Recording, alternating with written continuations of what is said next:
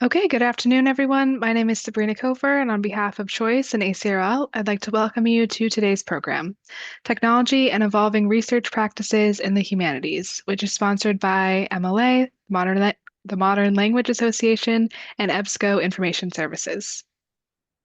This session is one in a series of sponsored webinars from Choice and ACRL that addresses new ideas and developments of interest to the academic library community. I'll just put a couple links in the chat where you can register for upcoming webinars and watch previous webinar recordings. Before we get started, I'd like to point out just a few features of the webinar software. All attendees who join the presentation are automatically muted and your cameras are off, so don't worry about generating any noise or feedback. We've got that taken care of for you. In the main area of the screen, you can follow along with the presentation materials. To adjust the size of the slides or video, you can use the divider in the middle of the screen to slide the sizes to your liking. We are using the Q&A feature today. Please use it to ask questions of our speakers. We'll answer as many questions as we have time for at the end of the presentation, so please do type your questions into the Q&A module as they occur to you. Also, there's closed captioning available for today's session. To toggle the automated captions on or off, please use the CC button on the bottom panel of your screen. Last, please note that we are recording today's program, and everyone who registered should receive a follow-up email with a link to the archive version and where to access today's slides. And with that, we're ready to get started, so I will hand it over to Angela. Thank you, Sabrina, and thanks to everyone for joining us today. I'm Angela Gibson of the Modern Language Association. I'm the Senior Director of Operational Strategy there. I'll be moderating today. In that capacity, I oversee the publishing unit, and I can say that I've had the pleasure of working with each of our panelists today on MLA publications and resources related to information literacy and generative AI. So let me introduce them. Elizabeth Brookbank is Instruction Librarian and Professor at Western Oregon University. Ellen Carrillo is Professor of English and the Writing Coordinator at the University of Connecticut. And Leo Flores is the Chair of the English Department at Appalachian State University. I want to tell you a little bit about how we're going to structure today's webinar. In the first third, our panelists are going to take 5 to 7 minutes each to talk about their approach to information literacy and specifically to AI literacy, because in our conversations, we realized that that's where everyone's mind kept turning. The next third, we're going to have a facilitated discussion around 4 key questions that we developed in initial conversations preparing for this webinar. And then we're going to leave the last 15 to 20 minutes for your questions. I want to call out something that you'll see at the end of the webinar too, which is a QR code linking to a survey coming out from the MLA's task forces on generative AI. And we're looking for feedback and information about what resources you'd like to see us create. So you'll be able to check out that survey at the end of the webinar. And with that, I'll turn it over to Leo. Thank you. I'm going to talk briefly about how to incorporate AI into our research workflows. Throughout my presentation, you'll see these little cyborg avatars of myself, Cyber Leos. They're kind of subliminally reinforcing the idea that we are cyborg writers. I'm picking up on Donna Haraway's thoughts from 40 plus years ago with her Cyborg Manifesto. So how can we as scholars, as researchers, as people who work with information, incorporate AI into our research workflows? Some guiding principles to do this purposefully, responsibly, ethically. We need to cultivate AI literacy, expertise. Our expertise needs to be guiding whatever interactions with AI. AI is there as for assistance. When we publish and when we work with AI, we need to be transparent. We need to keep our eyes open for the ethics and accountability of the work we do. And I want to end on a note on curiosity, since this is a developing technology. When we think about AI literacy, we need to understand that literacy is critical by definition. So we want to be critical about AI. We want to understand what's happening. We want to see what it can do, its limitations, its benefits, potential harms that this technology can offer. And we need to make informed decisions about if, when and how to use AI technologies. Our expertise is a guiding principle. We want to make specific requests of AI that are informed by your ideas, by our ideas and expertise. They say that AI works best in the hands of experts, in the hands of people who know what they're doing, and not necessarily experts in AI, but experts in the fields that AI is being used for. We cannot delegate expertise to AI because we won't be able to tell when an idea it presents hasn't been attributed correctly or if it's a fabrication. So for example, if I use AI and I ask it to ask some questions in my research area, if it comes up with things or if it says things that I know someone else wrote about and it isn't attributing them, I know that, or I should know that because, I'm an expert in my field. But if I'm going to go and stretch out to another field I don't have the same expertise in, I would be very careful with using AI because it can really lead me astray. So if we're using AI generated ideas, we need to recognize when such ideas make legitimate contributions to our arguments or the field. Therefore, I would recommend, first of all, to use AI in areas where you have expertise. AI assistance. Think of using AI the way you might work with a graduate research assistant, for example.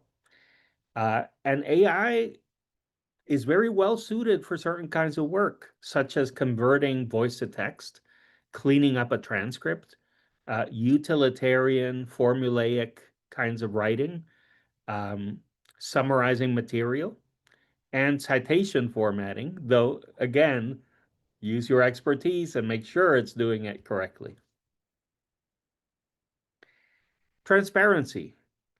If you use AI tools, cite and acknowledge how you use them. That doesn't mean you have to overshare. We don't disclose our writing process and tools of choice. Though I can imagine that will happen in some future where writers will talk about how they went off to a cabin, used a typewriter to produce a novel completely without AI technologies or whatever. We're not far from that level of marketing. Consider saving and sharing the AI chat transcript when relevant. I mean, it's a way of keeping your receipts, so to speak. So again, trust in your work, do your work, use AI, cite, but also, don't change your practices necessarily. In terms of ethics and accountability, you're accountable for what you put out into the world. I mean, you're going to benefit from the cultural or other capital generated by your research, whether it's created with AI technologies or not. And so you are the recipient of the benefits. If there are any failures in attribution, fabrication, plagiarism, or unmitigated bias in your work that might be caused by AI, that's your responsibility to detect and correct. And if you do something that has these kinds of problems and you're sending it out into the world and it generates trouble, you need to own that trouble. You also own the benefits. And I would say, stay curious about AI-powered research tools. This technology can be leveraged as a powerful interface to explore big data sets, databases, archival collections, repositories, and other corpora. I mean, to ask questions of a database and get interesting results from them. But these tools are still under development, so stay open, stay curious about these emergent tools. Thank you. Next up, Ellen. Hi, everyone. As Angela said, I'm a professor of English and a writing coordinator at the University of Connecticut. My position as writing coordinator involves supervising the first year writing program and the Writing Center on UConn's Waterbury campus. I'm also the author of the MLA Guide to Digital Literacy, seen here in its second edition. I just completed the 3rd edition, which includes a new chapter on AI and attention to AI woven throughout the rest of the guide as well. And that edition should be out in early 2026. The guide is student facing and it takes up a lot of issues relevant to students and their use of AI. It explores how students can use AI as a tool across the disciplines and for a range of projects, with the caveat, of course, that their instructors and institutions need to allow this. The guide goes into prompt engineering and how AI can be built into students' reading, writing, and research practices. It also explores the risks associated with AI, such as privacy concerns students should be aware of, and the environmental impact of using these tools. So when I think about AI, I'm usually thinking in terms of these 3 instructional sites, although I have found it personally useful in my administrative work as well. So I teach writing courses, both first-year writing as well as W courses in the English department, and I also teach literature courses. And as I mentioned, I supervise the Writing Center on campus. And I do support the use of AI in all of these sites, although we aren't quite there with the Writing Center yet. I allow my students in my classes to use AI, and I do ask for detailed acknowledgement of it when they do so. And I model some of this language for students on the syllabus, and we spend some time talking about the level of detail that I expect from them when they are acknowledging their use of AI. When I'm thinking about the role of AI across these sites, I often have these 3 questions in mind. So the first one is, how can we use AI to advance literacy instruction without losing what works? I have found that a lot of instructors are really scared of AI and they feel like they have to change everything they've ever done. And I don't think that's the case. We don't have to reinvent the wheel. We can think about what is already working and how AI can enhance it. So in writing classes, for example, we focus a lot on process. Students brainstorm, they draft, they revise, and they edit. And this process can last 3 to 4 weeks on a single project.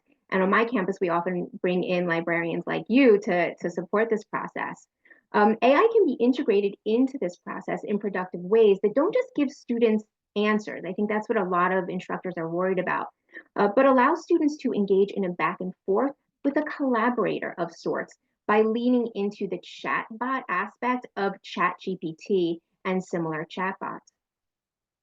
So if instructors are teaching writing within a rhetorical framework, which many folks do, the rhetorical aspects of the writing process can be connected to the rhetorical aspects of prompting.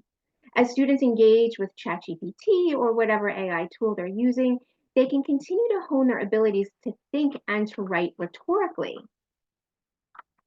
They can consider, for example, how to write prompts and engage in a dialogue with ChatGPT in ways that incorporate rhetorical aspects like purpose, rhetorical situation, audience, and so on. And there is really a great deal of overlap between teaching writing and teaching strong prompting. My second question here, how can we build students' abilities to responsibly and productively engage with AI through prompt engineering, for example, while simultaneously teaching them to write in the more traditional sense? And I'll give you a little context for this question. This question emerged from an encounter that I had with an audience member at a keynote talk that I gave, and it returns us to this issue of prompting. The audience member was concerned that all educators would be doing now would just be teaching prompting instead of teaching writing.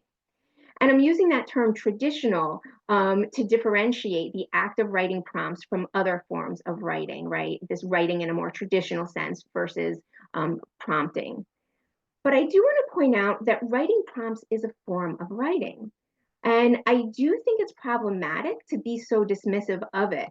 As I already mentioned, focusing on prompt engineering can actually be a pretty productive way to teach or at least reinforce the very same rhetorical elements we've long focused on in writing courses. The way the audience member set this up, though, it was an either or. Either we teach prompting or we teach traditional writing. And I don't think we need to give into that binary. I actually think it's a false binary. We can do both simultaneously. And as I said, rhetoric is one aspect, that actually connects prompt engineering to so-called traditional writing. Another way of connecting these kinds of writings, rather than seeing them as totally separate and at odds, is to foreground the reflective element, which brings in metacognitive and reflective skills, often also taught in writing classes. Working with AI can further support and enhance this work. One of the most important steps, as we heard from Leo in prompting, is checking the output. Just as students are often asked to reflect on their writing in writing courses, and in many cases even include a cover letter that does this work systematically, students can have additional practice by thinking critically about the output that they get each time that they prompt AI. Students can engage in activities wherein they reflect on the iterative process of prompting in order to get their desired result, in the same way they might reflect on the recursive process that is so-called traditional writing. And now to my final question. How can we teach students to make informed decisions about using AI, keeping in mind that it has the potential to both support and impede learning? So there are, of course, many ethical concerns. I mentioned some of these earlier, describing what's in that third edition of the MLA Guide to Digital Literacy.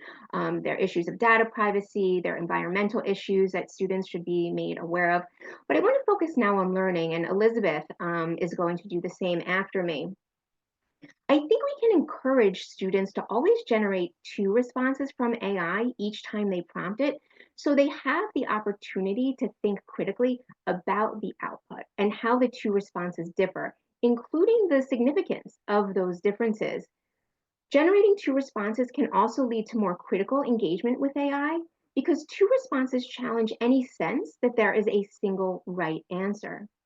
Having 2 responses instead of 1 also requires that some additional work is done on the part of the student, some sort of intellectual labor. At the very least, students would have to read both responses and think critically about which is stronger if they did decide to turn one in its entirety. That kind of practice, though, where a student just depends entirely on AI to complete their work, can lead to learning loss, of course. And this is, I think, what everyone's fear is. So I tell my students never to ask AI to do something that they wouldn't ask a live tutor to do. They wouldn't be comfortable asking a live tutor to complete their assignment, so they shouldn't ask AI to do that either. Another way to encourage students to use AI to enhance rather than impede learning is to tell students to be sure to set certain parameters when working with AI. AI will often generate more than it is asked to. So a student might prompt AI to create a set of keywords so they can get started on research related to a specific topic. But even if they ask AI just for these keywords, AI might also generate some text, maybe even a short essay about the subject. But students can tell AI expressly not to produce text and to only produce what they have asked for. Think about it. It's much harder not to just take text that is staring at you in the face. If students can stave off this feature of AI in the prompting stage, then they're better positioned to act responsibly. They're not tempted by that material that AI has generated. So I will close my remarks there and I will pass it off to Elizabeth. Thank you. Thank you. I was furiously adding to my notes as you were speaking.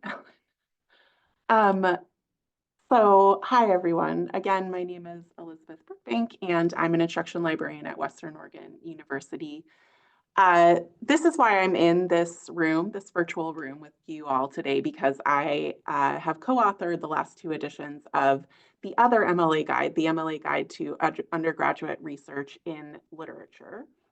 And a lot of what I think about AI aligns with what Leo and Ellen have said, but I also do have a slightly different stance when it comes to technology and AI specifically. So when I was asked for this webinar what my stance on AI is, this is what came to mind.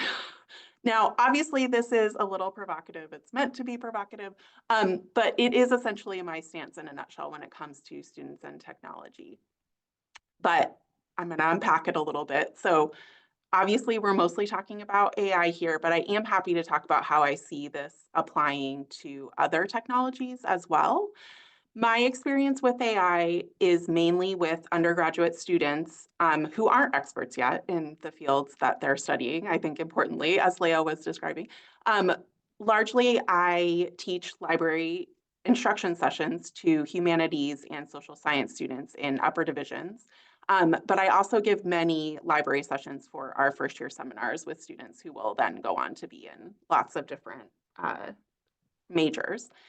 And mainly that experience with AI is with students using large language learning models, the generative AIs like ChatGPT, wanting to use them or actually using them to complete their research assignments. And my stance is that much of the time, when it comes especially to those classroom research assignments, they should not be using AI. But the reason I think that they shouldn't be using it is not because it's cheating, it's because they're shortchanging themselves in their own learning, as partially Ellen was describing. And, why are you here if not to learn, right? Now, I'm aware that that is a little bit of a Pollyanna-ish potentially view, but it's not said naively. Like, I think that this is a really important philosophical stance, because I honestly think that this is a hearts and minds game at this point. I, as a librarian, and my, perspective is different because I'm a librarian, not a instructor of record for a course. So some of what Ellen said, I think sounds great. If I were in charge of the entire course, I might do that. But for me as a librarian, especially, I can't keep students from using technology if it's out there, if they want to. I can't control how they use it. I can only teach them about it and about why I think in many cases it doesn't help them learn. It's my job and all of our jobs in higher ed, I think, to show students the value in doing that learning, potentially what is going to end up being the harder way, right? The showing them the benefits of engaging in learning and actual research and thinking, especially in the humanities, right? There's not a right answer, as Ellen was saying often, that we're looking for. And so the learning is the thinking is the learning. So when I talk to students about ways that they use AI, I always go back to a similar question that Ellen was talking about, which is, are you still learning if you use AI for this task? So I'm going to steal that analogy of not having it do anything that you wouldn't have a tutor do. I think that's a really great way to describe it. Using it to come up with some search terms, as Ellen was saying, if you can't think of any or you're not getting good results with the ones you come up with, fine. You could use other tools to do that, but whatever. If you want to use ChatGPT to do it, fine. But much more than that, I think that you really start degrading your own thinking and learning. And, this is a new technology. So there are starting already to be studies coming out about the communication and critical thinking skills that we're losing by outsourcing or cognitive offloading, it's called, right? Even some of the low-level tasks that might be seen as sort of expendable to AI, let alone high-level tasks like coming up with an idea or, like obviously writing the entire paper. This doesn't mean that I think it's okay for students to cheat. Hopefully that's obvious, this stance that I have on the screen. But more that my role as a librarian is not to police students, it's to teach them. So I don't spend time in my precious few hours or minutes that I have in a library session with students telling them why they shouldn't buy a turn paper online or why they shouldn't pay someone else to do their homework, right? There are other departments on campus, the Office of Student Conduct on my campus, that do that. But also, I don't need to tell them, or I don't spend time telling them why they should read the full novel instead of the Cliff's Notes.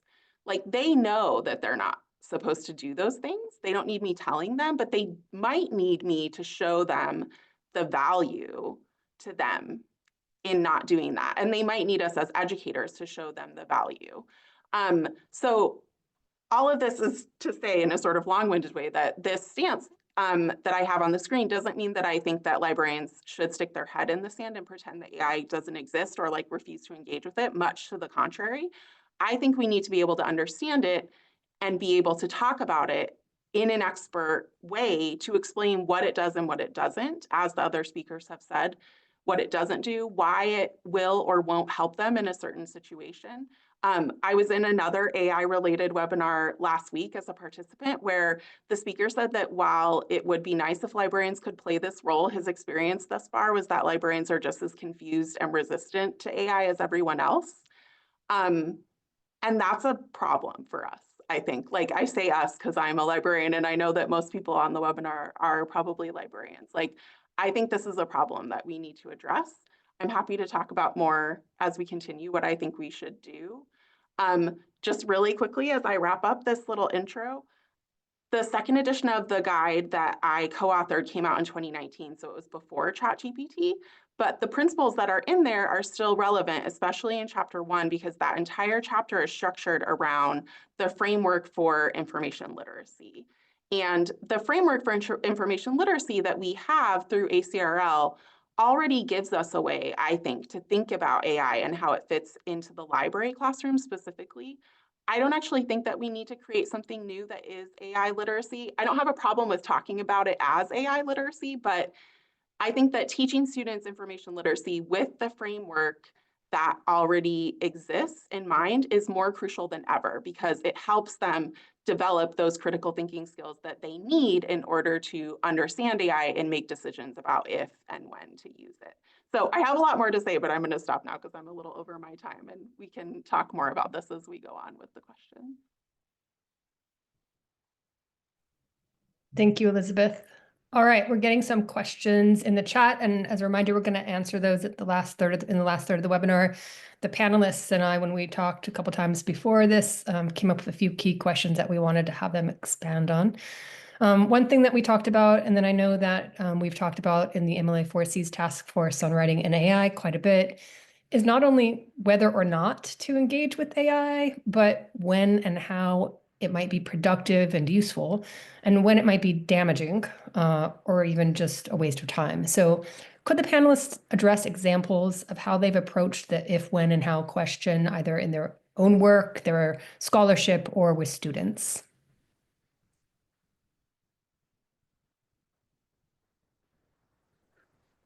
Let me Who wants start to- with yeah. I mean, again, we need to, and I think Elizabeth and Ellen have both brought really, I think between the three of us, we offer three very different perspectives in terms of our focus. My focus was on research as a researcher and using it in our own research. You know, those if, when, and hows, right? I find are very different when I'm thinking about AI as an educator, right? I really want my students to engage in drafting, for example, because drafting, writing is a way of thinking, of kind of working through and expressing those ideas, formulating them, maturing them. AI gets in the way of that, right? So one thing I like to do with any kind of writing assignment these days in the age of AI is I will list what my specific learning objectives are for giving a given assignment. And I spell it out and I tell my students, please build or use AI in any way that does not interfere with with you achieving these learning objectives. And I think that is a way of guiding them on how to use them. And I also have a conversation when I'm presenting the assignment on which ways they can use AI in ways that will not interfere with their learning. So again, I know it's a little bit vague, but again, think about that these different kinds of audiences and these different kinds of purposes when using AI. Great, thanks, Leo. Elizabeth or Ellen? I think a really sort of low-hanging fruit way that I, in my role as AI contrarian here, that I talk about like don't bother with an AI like ChatGPT is actual research. It can't do research, right? We all have those examples now. Like you can pretty much ask it to find articles or books on anything, and it will make things up. And that's not a mistake. Like, that's what it's supposed to do. It's creating things, it's generating things, it's generative. It's not meant to be a search engine. And so I think that I found with students and some other folks, faculty and librarians, that is a key misunderstanding, that they use it the way that they would use Google. And I think it's really easy to demonstrate why that doesn't work and why that's a place where actually you need the other tools that exist already. Elizabeth, can I stop right there and ask you a kind of follow-up on that? Because, obviously the MLA produces the MLA International Bibliography with full text. And I think about the curation and the human indexing that goes into that from scholars trained in their fields, and how it's a reliable pot of resources and really, an efficient research tool. And so when I keep hearing about people, students, even scholars using ChatGPT and the like to do research, and all the vetting and hunting down and making sure it's a real source required, that seems like so much work. So, so you are clearly seeing the damaging results, the inefficient results in attempting to use these tools in that way, which they're just not good at. Is that what I'm hearing? Yeah, and I think that it's similar to the way that people want to use Google to do the same thing, right? Like, my entire career as a librarian, before ChatGPT existed, was having a similar conversation with people, but about Google instead of ChatGPT. Like, yes, you can find some things if you Google, but like, why would you Google when you have this other tool that you search in like almost exactly the same way, but you are sure to come up with things that fit the requirements for your assignment, that are relevant. So it is a similar conversation, but it's just like, that's why I said in my introduction, I think that actually, people are sort of frantic about AI, and there are some things that are different about it, but in a lot of ways for me as a librarian, it is the same as like the process we had to go through with incorporating Google into the way that we teach, incorporating like Wikipedia into the way that we teach, and talking about what it can do, but also what it can't do. And like, you need to be using something like MLA if what you're trying to find is scholarship. And, also with ChatGPT specifically, you can talk about the fact that those articles in MLA, for the most part, were not part of the training of ChatGPT. Like, it doesn't have those things. It might have the citations that it cobbles together into something fake, right? But that is behind a subscription wall. So like, it literally can't have that information. Thank you. Ellen, you want to add anything to this if, when, and how question? I don't think so. I think maybe I'll speak to the next one when we're ready for that. I think we're ready. So the next thing we want to talk about, in conversations about AI, we often hear about the quote unquote human in the loop. And Leo, you talked about the importance of human expertise and avoiding delegation of that expertise to AI. And one thing I keep hearing from humanities scholars, and you also mentioned this, Leo, in your answer to question one, is that what's being touted as a bad thing, a problem to solve in technology sectors, which are focused on products and end results, is a good thing for thinking and learning, namely process, friction, thinking something through, making visible how end results are made. And that's positioned as a very human activity compared to the black box that is the quote unquote thought process of a generative AI tool. So can you all talk about how and why human intervention is important with generative AI? And I want to add, also in hearing you all talk, you might also reflect on the analogies we use to describe the relation between the human and the machine. Leo used the analogy of a graduate assistant, and Ellen, you talk about this also in the revisions to the 3rd edition of the Digital Literacy Guide of Tutor. And I was at a conference recently where someone was laying out various analogies that one might think of: master-slave, parent-child, human and alien. And the question was asked, can we maybe rethink this these kind of human hierarchies we're imagining here? But that's just a side question. We'll have to, but anyways, the main question is, can you talk about how and why human intervention is important with Gen AI? So I can get started on this. So I think it's really important. This is something I talk to my students about a lot. Unfortunately, it's often one-on-one in my classroom after a student has used AI and hasn't acknowledged it. So as I said, I do allow the use of AI, but students will still use it and not acknowledge it. And so it's an opportunity for me to talk to them about that. To me, what is the most important piece, which is that human intervention. Once the AI has prompted something, once you've prompted it and it has generated the output, the human needs to interact in some way. And going back to Leo's point about expertise, and Elizabeth mentioned this too, students are not experts in these courses, but what they are experts on, certainly more than the tool that they're using, are the course materials. And so that's where I really see the breakdown a lot.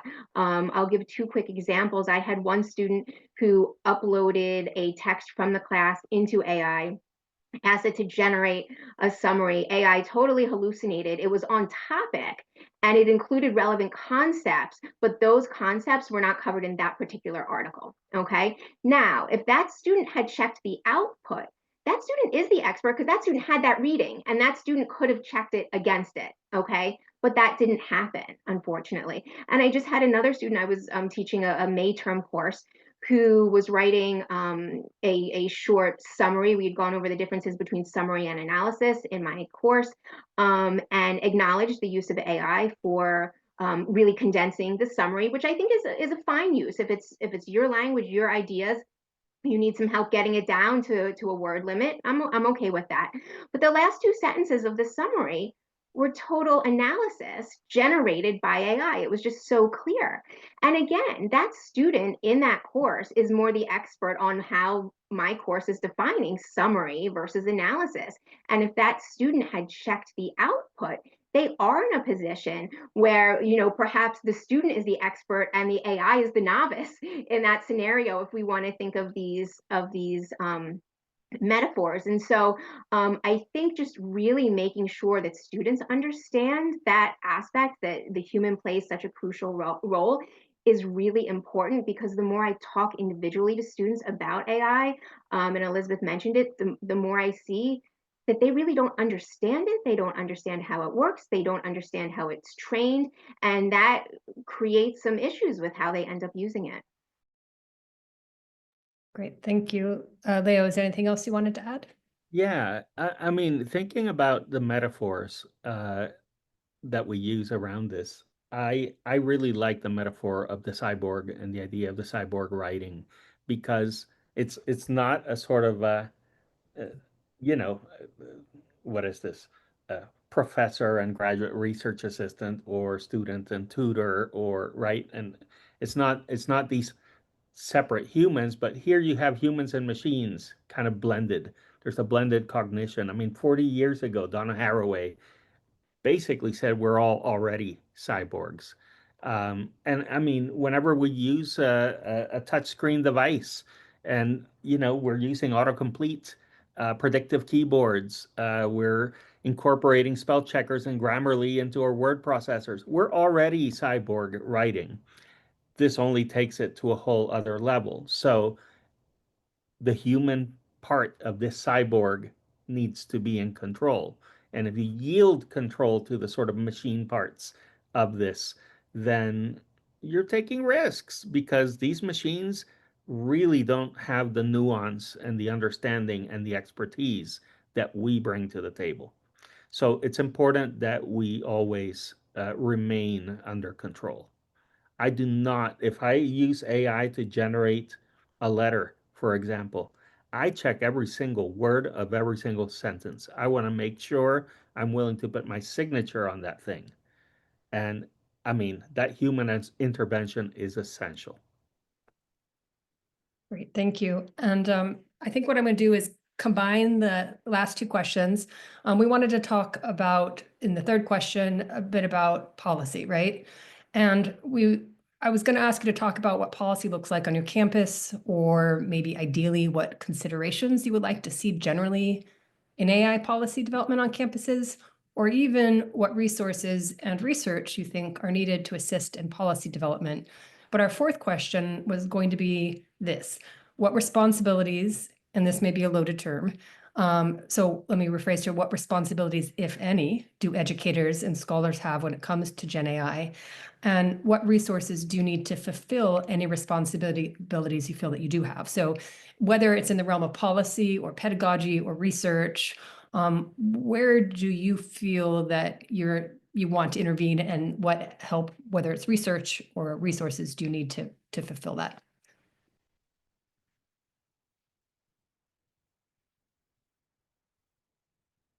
What do you need? What do you need to do? What do you need help with is the question. I can do a quick to get things started. You know, as an educator, I think we need to prepare our students for the skills they need. But those skills include AI.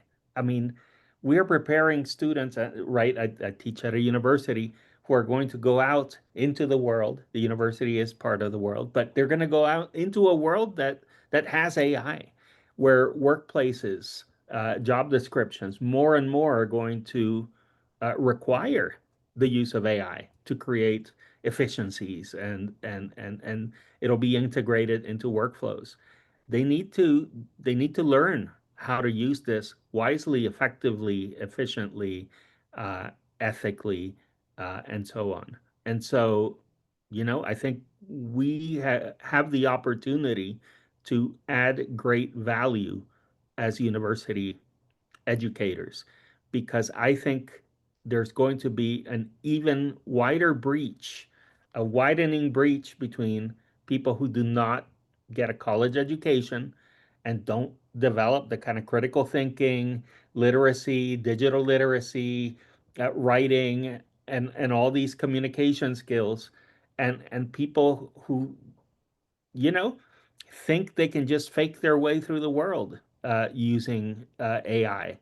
And that only goes so far. And then bridges start to break down, and, you know, airplanes start to fall out of the sky. Let's not go into terror scenarios here that sound all too real these days. But again, I think we need to prepare them in their fields, and I think we need to prepare them also to think with, through, around AI. Thank you. Ellen or Elizabeth? With the policy question, I don't know that I have anything. Like, my school doesn't have a policy. I think a lot of policy conversation has been around like the cheating aspect, which, as I've already talked about, like, students cheat for complex reasons, and usually it's not because there wasn't a policy about it, right? But I think that where Leo was going with a policy of like the way that we incorporate it is maybe a better direction. And I really like the way that he was talking about it, because as employees in the workforce, even though I think that I'm also in a Pollyanna way, like, gonna stick my flag in the sand that that's not all that we're doing in academia is preparing workers, right? There are other important things, which I know is not what you're saying, Leo, but it reminds me of the way that when I was in grad school, there was a huge pushback from like businesses and companies that would give feedback and complain to graduate schools about their employees, and to universities about their employees coming out of college and not knowing how to find information in any other way than through Googling it. And that they wanted them to be able to have other ways to communicate and research things, like asking people and having conversations, looking in company documentation and archives. Like, so their complaint was they are over reliant on Google. And I feel like in this sort of frantic push to use AI because it's there and because it's going to just keep being there, especially given the amount of influence that the tech industry that created it has in our current administration in the US, I feel like there's that push to use it for everything that we can. But what Leo was saying about using it critically, I think, is the piece that is important, because we're setting ourselves up for people being over reliant on AI if we sort of go along with that tide. But it can't replace human critical thinking. It can't replace human reasoning and creativity. I also saw in one of the questions a question about the information literacy framework. So I can talk about that in terms of responsibilities that we have as librarians, but I don't want to keep talking without giving Ellen a chance to talk about the policy piece if she wants to. Yeah, that's great. And as a reminder, we're going to run out of time for questions. So I'm going to give Ellen the opportunity to talk and then post some of the questions that are coming in, and we'll be able to get to some additional ones on a blog after the webinar. So that might be a good place to expound on that. Ellen? Thanks. Yeah, I just really quickly to build upon what Elizabeth and Leo have already said. I think Gen AI just becomes another tool that we are responsible for teaching students about. And I think that responsibility really lies with, we need to educate ourselves or find ways of educating ourselves so that we can talk to students about which tools are best at which tasks, right? So not become dependent only on one, but really have a more comprehensive understanding of what Gen AI is good at, what Google's good at, and any number of other tools that our students use. Great, thank you. All right, let's start taking some questions. We have a lot of them. We won't get to all of them. One question that came in is about revision. Isn't revising a crucial skill for student writing? Struggling to shorten a piece of writing is a great way to teach style and word choice. So that's an example maybe of something useful, a useful and productive way to use AI. Have any of you experimented with revision, using AI as a revision or process feedback tool in teaching writing? I haven't yet, but I can see, so that question is suggesting that AI is useful there, or the opposite, that actually putting in the labor of doing that work on your own is valuable and you would lose that if you were to outsource it to AI. I think it's saying it might be valuable to do it as a human. Do it on your own. Yeah, I mean, I think, we've all been in that place where we've tried to do it, whether to fit something on, a certain word limit on an application or a form or something like that. And, there is value in that. As I was saying, I was just teaching summary and analysis, and a good summary is concise and hits all the points and so forth. So I do recognize that labor is useful.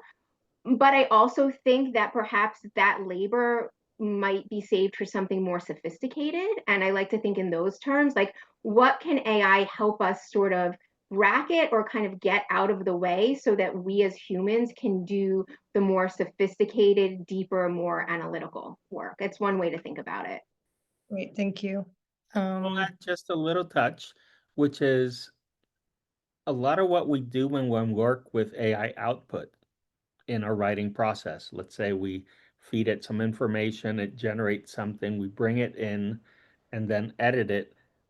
It isn't just editing, it's revising. So it can be a really powerful tool to learn about revision, to learn about word choices and all that kind of careful thinking, attuning to audiences and purposes and situations.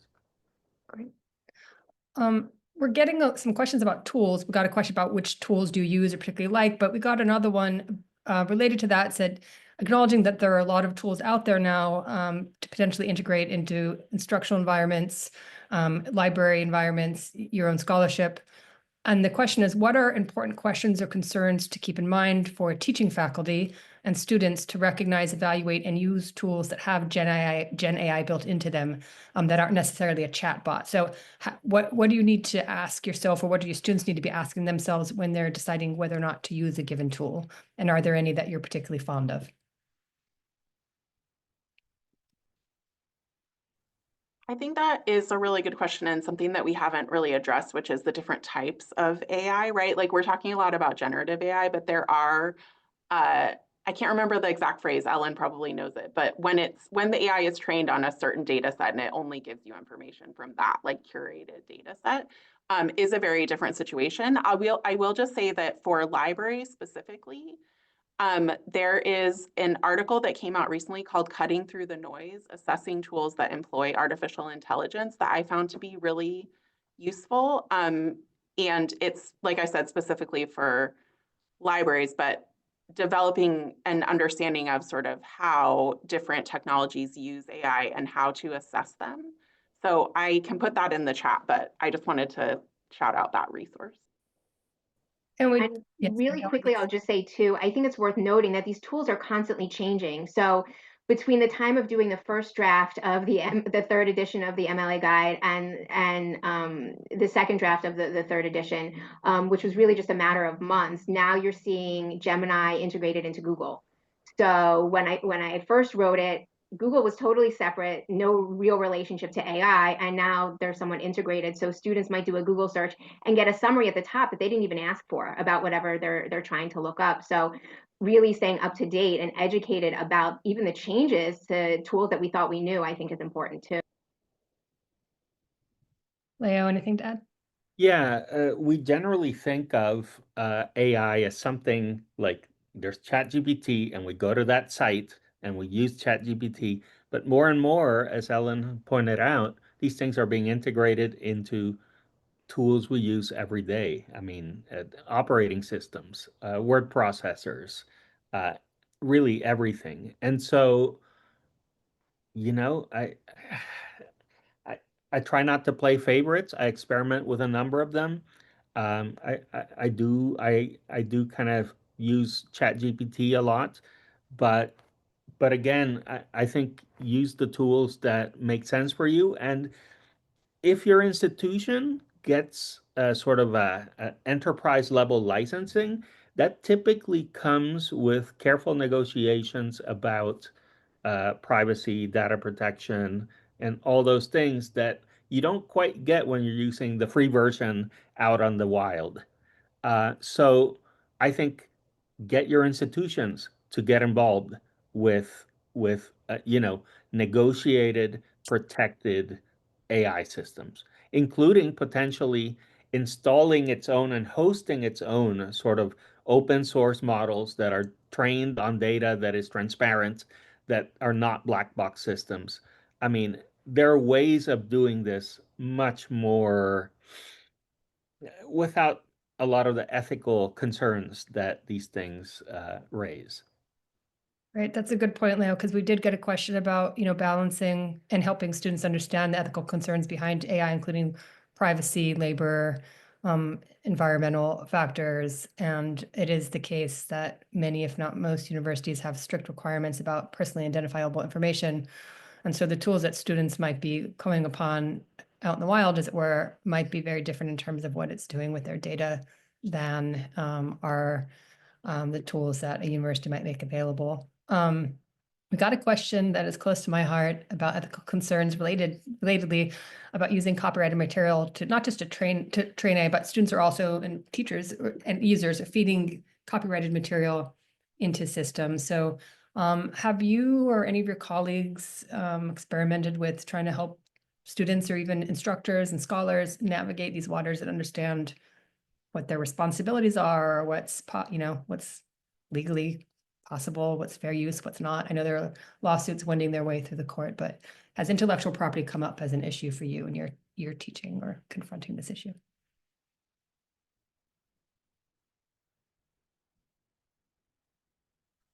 For me, I think that, I mean, when we have conversations about AI in my classes and other contexts, yes, we do discuss ethical concerns, whether they're environmental, labor. I answered a question in the chat through writing about writing centers that I think will come under attack from sort of ed tech companies looking to offer a cheaper licensing fee than running a writing center, for example.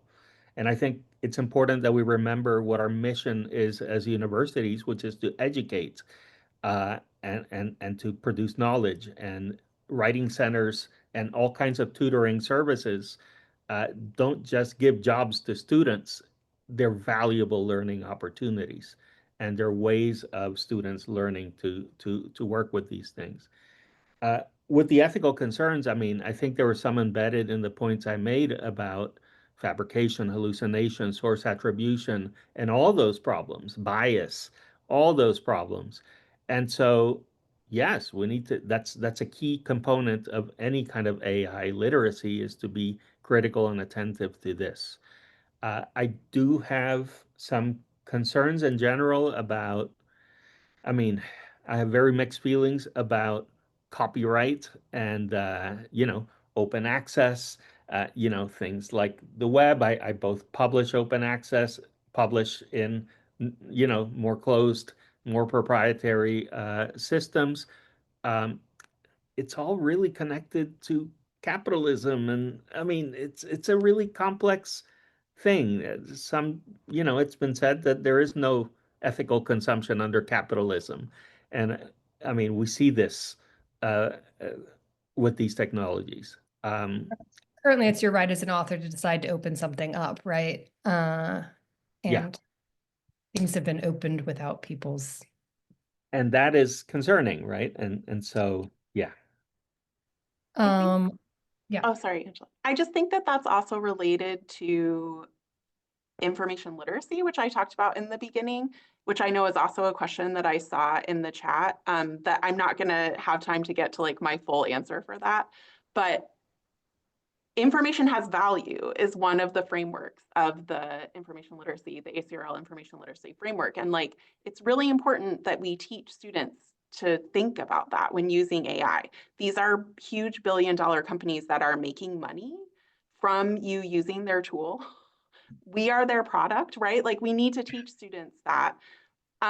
Like, there was a big controversy recently that the newest version of ChatGPT, I think it was like overly sycophantic, and they rolled it back. But I read a really interesting article in The Guardian about how what happened was not actually with the answers being sort of like overly sycophantic to the person answering the questions. It wasn't a glitch, it was the design, because part of the design is to keep you on the tool, using the tool as long as possible. It's not actually to answer your question, it's to keep you using the tool. So like, that's one example of how the framework can help us talk about these tools and the information that they're giving you, I think.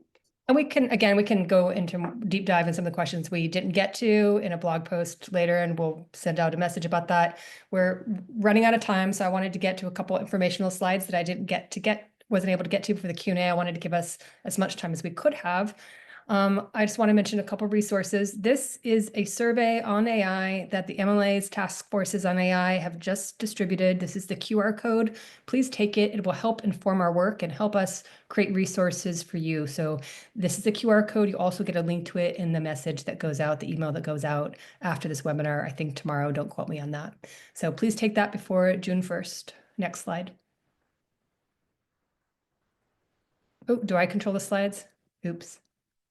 No, yeah. We also have a student AI literacy guide available at this URL, as well as some professional resources and on AI that Leo and his colleagues on the MLA 4Cs task force have worked really hard to put together. So please take a look at both of those resources.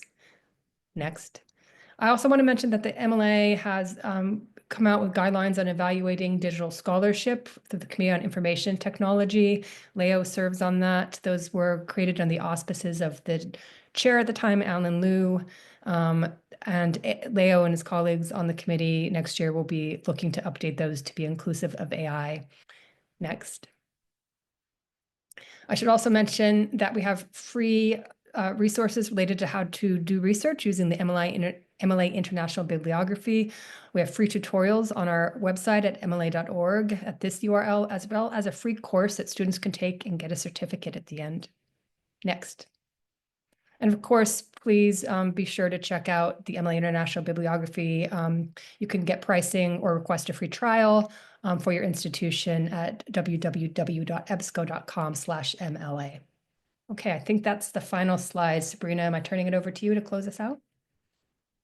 I think so. Thanks so much. Okay, great. Well, thank you. Thank you so much to Elizabeth, Ellen, Leo, and Angela for taking the time to speak with us today. And thank you to our attendees for your questions and your comments. I'd like to remind our viewers that we did record today's program, so be on the lookout for a follow-up email from Choice and ACRL with a link to the recording and where to access today's slides. Also, if you have a few minutes after the presentation to fill out a brief survey, we would really appreciate it. So thanks again to all of you out there for joining us. We hope you learned something new from the session and hope to see you again soon on another webinar.